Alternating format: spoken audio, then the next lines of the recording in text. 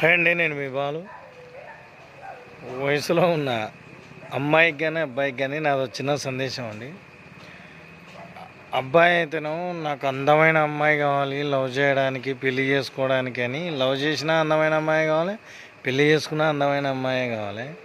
కాబట్టి ఎందుకు చెప్తున్నా అంటే, అందమైన అమ్మాయిలని లవ్ చేయకండి, పెళ్లి చేసుకోకండి. కొంచెం ముక్కు అట ఇట ఉన్న వాళ్ళను చేసుకోండి. ఎందుకంటే మీ మంచి కోసమే నేను చెప్తున్నా. అమ్మాయిలకు కూడా సేమ్ అనుకోండి. అందమైన అబ్బాయిని లవ్ చేయకండి, అందమైన అబ్బాయిల్ని పెళ్లి చేసుకోకండి.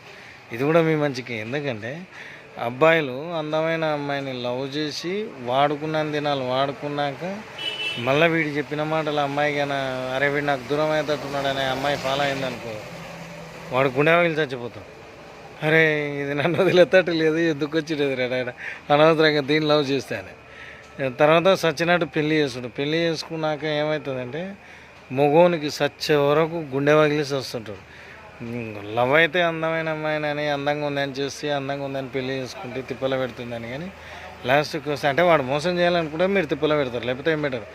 పెళ్లి చేసుకున్నా ఇంకా రేపన్నాడు పెళ్లి చేసుకుంటాడు. రేపన్నాడు మీరు ఎవరితో నన్ను మాట్లాడినా అనుక్షణం వాడు అనుమానిస్తూ గుండె పగిలి చేస్తాడు. అమ్మాయిలు కూడా ఎవరినో ఒకరన్నా నెతివంతులు ఉంటారు.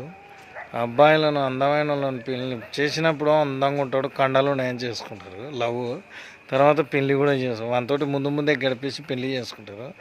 తర్వాత పెళ్ళి చేసుకున్నాక వాడు ఏ అమ్మాయితో ఏమైనా మాట్లాడితే నువ్వు దాంతో మాట్లాడుతావు, దీంతో మాట్లాడుతున్నావు అని అంటే ఆడవాళ్ళని తక్కువ కింద కానీ మీరు అనుమానాల పాలయ్యి గుడవలు చూస్తారు. కాబట్టి అమ్మాయిలైనా అబ్బాయిలైనా అందమైన అమ్మాయినైనా అందమైన అబ్బాయిని కానీ లవ్ చేయకండి, పెళ్ళిళ్ళు చేసుకోకండి. గుడ్డోళ్ళను నడులను కొంచెం అటు ఇటు ఉన్న వాళ్ళని చేసుకోండి ఆడలని. ఎందుకంటే మీ మంచి కోసమే చెప్తున్నా. కాడువాడు చచ్చిపోతారు.